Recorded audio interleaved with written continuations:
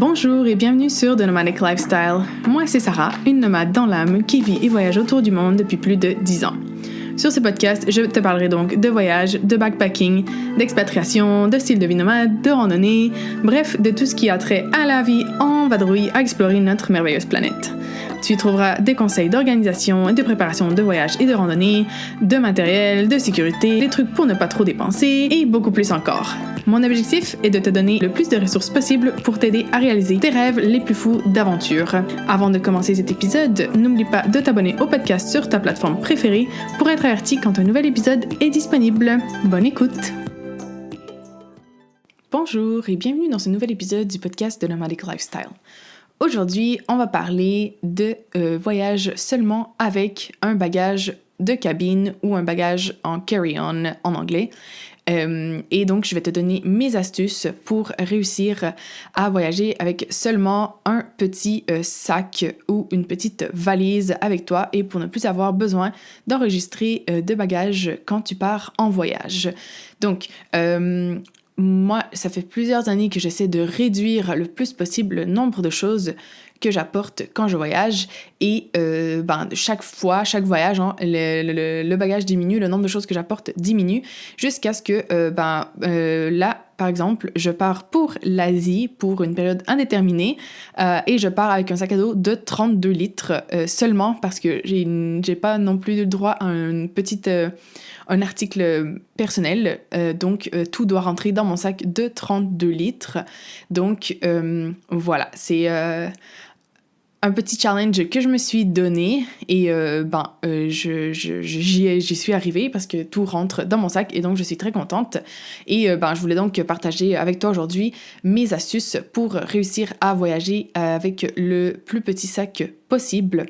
Mais bon, peut-être que tu te demandes pourquoi, quel est l'avantage de voyager avec seulement un bagage de cabine, une petite valise.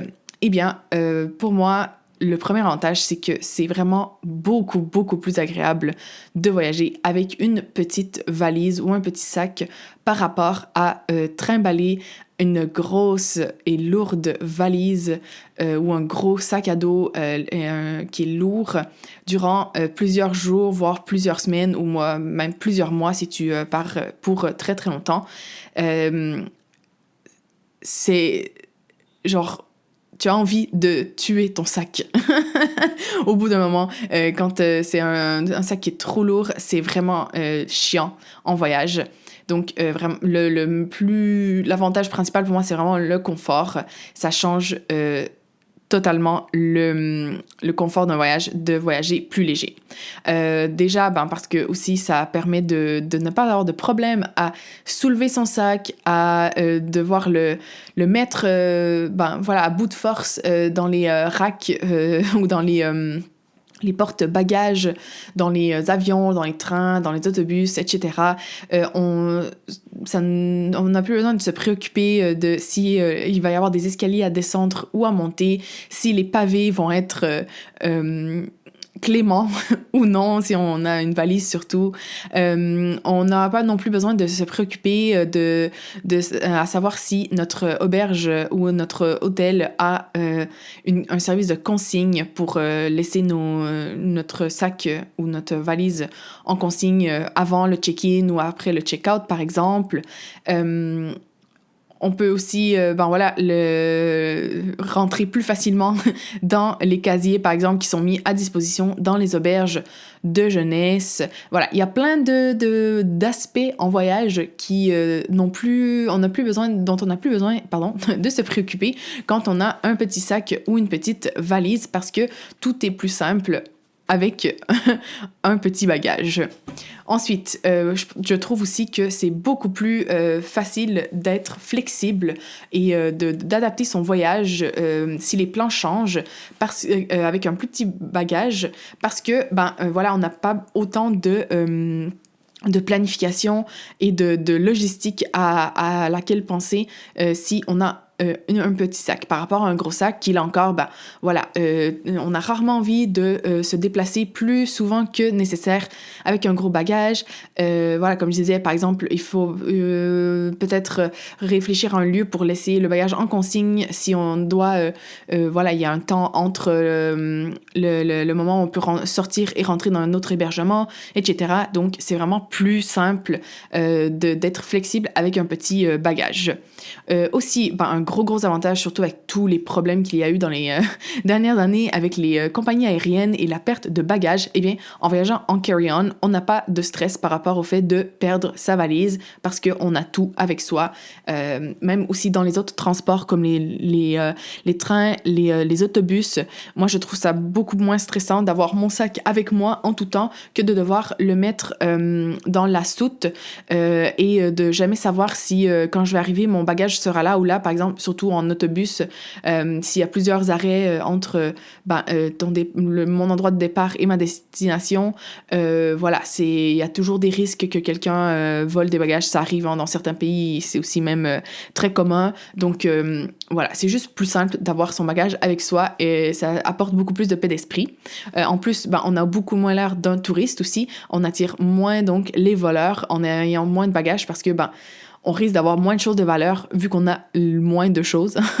Et ceci, plus difficile à prendre parce que, par exemple, si tu n'as qu'un sac à dos ou une valise, tu peux toujours être, en théorie, il est toujours près de toi et tout, c'est plus facile de le garder près de toi, alors que si tu as beaucoup de bagages, là, c'est un peu plus facile de devoir laisser derrière soi quelques minutes ou quelques secondes une valise, par exemple, en attendant un taxi ou en attendant un transport, et que quelqu'un passe et la vole, quoi. C'est beaucoup plus facile en ce cas-là.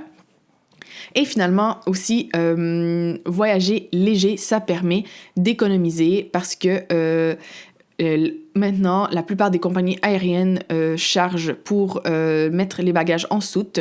Même pour les bagages de cabine, ça dépend. Mais par exemple, ici en Europe, Ryanair, EasyJet, etc., on commence... Ah non, EasyJet, je crois pas. Non, pardon. Ryanair, c'est sûr. Mais ils ont commencé à faire payer pour un bagage même en cabine. Donc, si tu réussis à avoir un bagage encore plus petit et qui est considéré seulement comme item personnel, ça c'est encore mieux parce que là, tu vas absolument rien payer. Mais voilà, généralement, moins on a de valises, moins nos valises sont grosses et moins le billet est cher.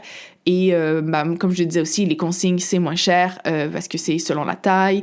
Il y a plein d'avantages, en fait, à avoir un sac plus petit en termes d'économie durant un voyage, surtout si vous prenez plusieurs transports et tout. D'ailleurs, c'est une des astuces que je te donne dans le guide ultime pour voyager plus pour moins, qui est un workbook dans lequel j'ai compilé 50 astuces pour économiser en voyage. Donc, si c'est quelque chose qui t'intéresse, de dépenser ton argent plus intelligemment en voyage pour pouvoir partir plus souvent, tu trouveras le lien pour le télécharger dans la description de l'épisode. Donc voilà, maintenant commençons avec les astuces. Je vais te donner une douzaine d'astuces aujourd'hui pour réduire la taille de tes bagages. Alors, la première, c'est bien sûr de faire ton sac selon ce que tu... ton voyage, en fait. Parce que le plus tu seras clair sur ton voyage et le plus facile, ce sera de choisir les bonnes choses et donc d'apporter le moins de choses inutiles possible. Donc, on vérifie bien les conditions météo à destination. Plus ou moins, c'est sûr que si on part 3 semaines, on peut pas avoir les prévisions météo complètes, mais une idée générale du temps, par exemple, le mois où on compte aller à la destination et tout. Généralement, c'est facile à trouver en ligne et ça nous donne une bonne idée de la quantité de pluie, des températures moyennes, etc. Une autre chose qui est bien importante de vérifier, ce sont les us et coutumes en termes de vêtements dans le ou la destination que vous allez visiter. Donc, par exemple, si c'est un pays majoritairement musulman, par exemple, peut-être que les femmes devront se couvrir les épaules, les genoux, la tête, etc. Donc, voir aussi, qu'est-ce qui est conseillé en termes d'habillement pour la zone. Par exemple, si c'est la période des moussons où il y a beaucoup de moustiques, eh bien peut-être ça va être mieux de prendre des choses, des vêtements à manches longues qui couvrent pour éviter les piqûres de moustiques, etc. Donc ça, c'est à vérifier avant même de commencer à faire sa valise. Et aussi, déterminer les activités qu'on veut faire à destination pour... apporter les choses nécessaires pour ces activités-là. Moi, ce que je te conseille, par contre, c'est de planifier ta valise en fonction de ce que tu es sûr à 100% que tu feras. Donc, si tu es sûr à 100% que tu vas aller faire du surf, par exemple, OK, là, c'est bien d'apporter, je sais pas, je dis n'importe quoi, ta combine en néoprène, ton maillot de bain, et bon, j'ai jamais vraiment fait de surf, donc je sais pas trop quoi d'autre tu pourrais apporter. Mauvais exemple, Sarah!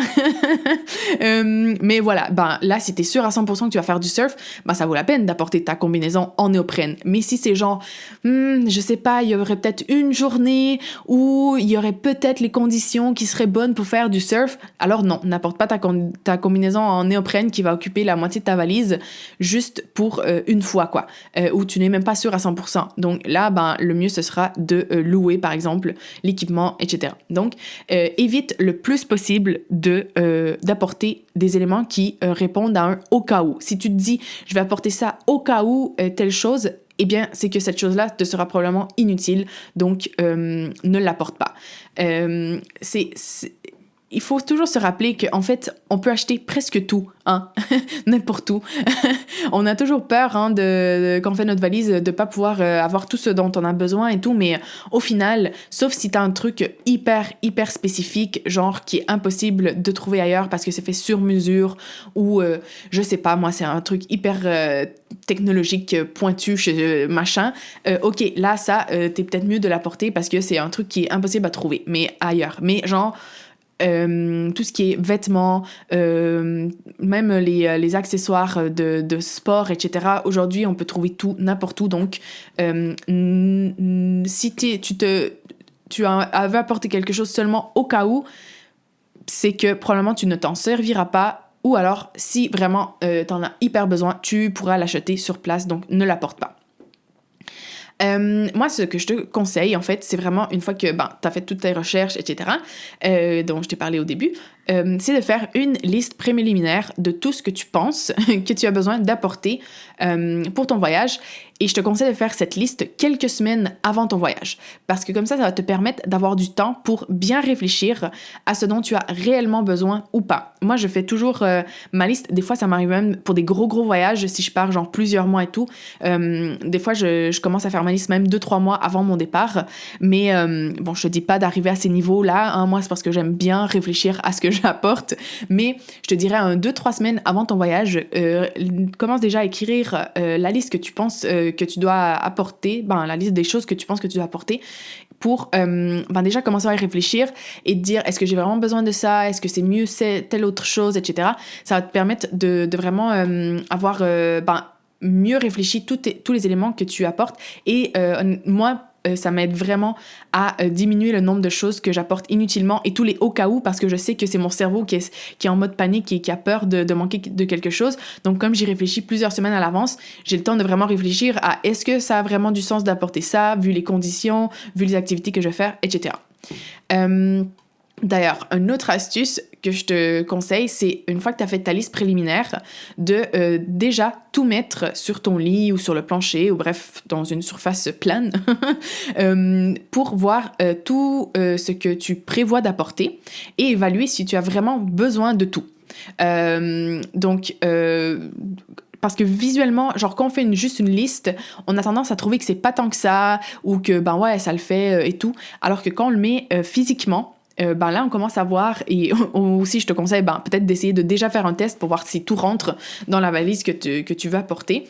Là, on se rend compte que, peut-être qu'il y a plus de choses que nécessaire et tout. Donc, ça permet de déjà commencer à faire un tri et de vraiment bien réfléchir à ce qu'on veut apporter. D'ailleurs, il y a des gens qui disent que tu devrais tout mettre sur ton lit, par exemple, et que tu devrais retirer 50% de ce qu'il y a, parce que ces 50% ne te serviront à rien. Une fois que tu as enlevé 50%, regardez de nouveau tout ce que tu as et retirer un autre 50%.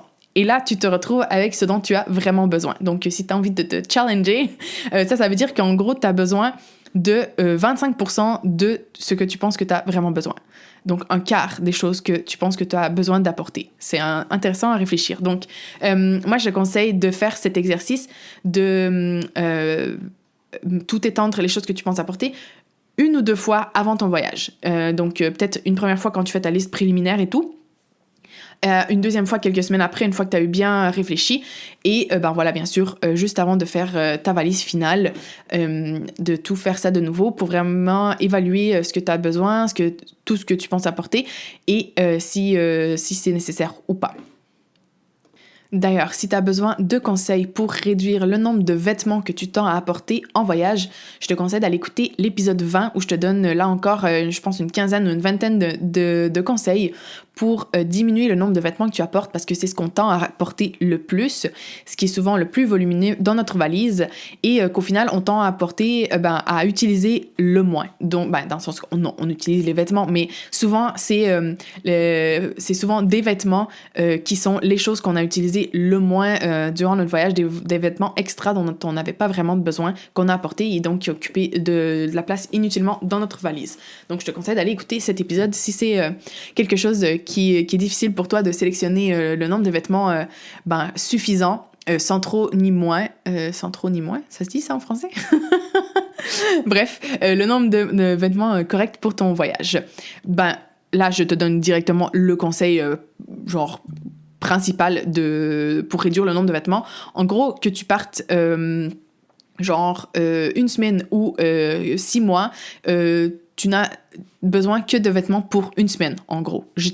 Pour presque tous tes voyages, 1 semaine, l'équivalent d'1 semaine de vêtements, c'est suffisant. T'en as pas besoin de plus parce que de toute façon, tu devras faire du lavage, etc. Donc, c'est le conseil numéro 1 pour diminuer le nombre de vêtements que tu apportes. Donc, une fois que tu as défini ce que tu penses que tu dois apporter et que tu as commencé à bien diminuer le nombre de choses à apporter, là, il faut choisir le volume du sac de voyage que tu apporteras. Et là encore, la chose la plus importante, c'est de choisir le volume de ton sac de voyage en fonction de ce que tu vas réellement apporter. Parce que si tu prends un sac qui est plus grand que ce dont tu as besoin, tu vas avoir tendance à le remplir avec des choses inutiles. Parce que les êtres humains, on a cette tendance à vouloir remplir les espaces vides. Donc, comme je te mentionne dans l'épisode 25, où je te donne là encore des conseils pour choisir ton sac à dos de voyage, et je te donne aussi des conseils justement pour déterminer le volume dont tu as réellement besoin pour partir en voyage. Voilà, c'est ce que je te dis, c'est de choisir le volume de ton sac en fonction de ce que tu penses apporter. Donc, de déjà faire un test avant de partir, comme je te disais, comme je te dis depuis le début de cet épisode, faire un test pour voir si ce que tu penses apporter, dans quel volume ça rentre, et de choisir un sac qui te permet d'apporter juste quelques petites choses en plus, d'avoir un tout petit peu d'espace pour, avoir l'espace pour mettre de la nourriture si tu en as besoin, mettre des souvenirs, si tu dois acheter un truc en plus parce que, il fait plus froid, par exemple, que ce que tu pensais, ou il y a un phénomène météorologique extraordinaire qui fait que la température est plus froide que d'habitude, etc. Tu dois t'acheter une polaire en plus, un truc comme ça. Avoir quand même un minimum d'espace en plus dans ton sac, mais il faut vraiment pas choisir un sac plus gros que ce qu'on a, que ce dont tu as vraiment besoin, pardon, parce que sinon c'est sûr que tu vas apporter plus de choses que nécessaire. Donc voilà, tu l'auras compris, je pense, faire des tests, c'est vraiment pour moi le conseil le plus efficace pour diminuer le volume du bagage que tu apportes et voyager avec un petit bagage en cabine. Donc c'est pour ça qu'une fois que tu as choisi ton volume, par exemple, fais des tests de valise avant de partir pour voir si tout rentre comme il faut et voir est-ce que, par exemple, tu as suffisamment d'espace, est-ce qu'il y a des choses qui, au final, ne sont pas utiles, etc. Donc, faire des tests. Pour moi, c'est vraiment l'aspect le plus important pour diminuer le nombre de choses à apporter. Et une autre chose que tu peux faire aussi, en plus de juste tester si tout rentre dans ton sac, c'est, si possible, de faire des tests dans des voyages plus petits, dans des conditions similaires, si possible, hein, mais bon, si tu vis genre au Québec et que c'est le plein hiver et que tu penses aller en Égypte, ben voilà, ça va être un petit peu difficile de reproduire les conditions climatiques de l'Égypte, hein. Mais ben voilà, juste pour faire des tests un peu pour les choses dont tu as besoin et tout, même ça peut être des trucs de le nécessaire, non, comment on dit ça en français, la trousse de toilette, voilà. Ben des fois on pense qu'on a besoin de beaucoup plus de produits et on se rend compte en faisant un test, en partant un week-end par exemple, ou en partant une semaine, ben qu'on a besoin de moins de choses que nécessaire, que des petits pots, ben ça remplace les gros formats, etc. Et ben tout ça permet de réduire considérablement le volume du sac qu'on apporte. Donc si tu peux, essaie de faire des tests dans des voyages avant de ton vrai voyage pour voir si le matériel prévu est adapté ou pas, s'il te manque des choses, si au final certaines choses sont inutiles, etc. Ensuite, pour diminuer le nombre d'objets à apporter, ce que je te conseille, c'est de privilégier des objets ou des vêtements, etc., qui ont des usages multiples. Parce que comme ça, avec une seule chose, tu vas pouvoir combler plusieurs différents besoins. Et donc, tu as besoin d'apporter moins de choses. Par exemple, moi, j'aime beaucoup avoir une écharpe qui me sert d'écharpe, bien sûr, mais qui peut aussi servir de paréo, de couvre-chef ou de couvre-épaule si je veux aller, par exemple, visiter des lieux sacrés, etc., qui peut servir, par exemple, de rideaux s'il y a une chambre où voilà, les rideaux sont pas top, ou par exemple pour faire un peu privacy, oh mon Dieu, comment on dit ça en français? Oh my god, c'est difficile là aujourd'hui trouver mes mots de vocabulaire. Bref, pour donner un peu plus de privacy, genre dans les auberges de jeunesse, avec les lits à 2 étages, qui peut servir de couverte, par exemple dans l'avion s'il fait froid, etc. Les produits d'hygiène 2 en 1, ça aussi c'est trop bien.